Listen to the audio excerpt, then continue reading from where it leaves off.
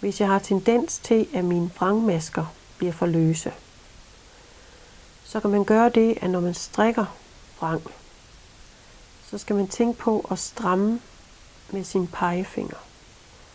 Så når man strikker vrangen, så stram ekstra meget med pegefingeren, så masken bliver mere stram. Det er især, hvis man er begynder, og det her med at strikke vrang, det falder nogle gange lidt sværere end at strikke ret. Men man kan godt stramme den ved at sørge for at prøve at hive lidt i pegefingeren.